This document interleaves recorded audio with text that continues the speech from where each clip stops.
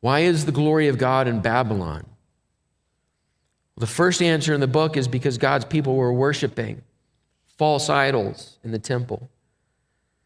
The glory and the presence left the place of pagan worship.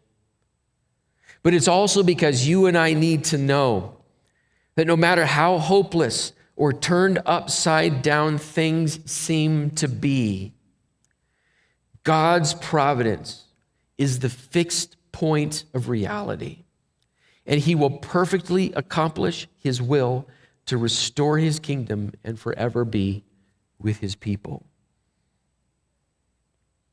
We see this because the work of God Almighty, the providential Lord of the universe, is not done until sin is judged.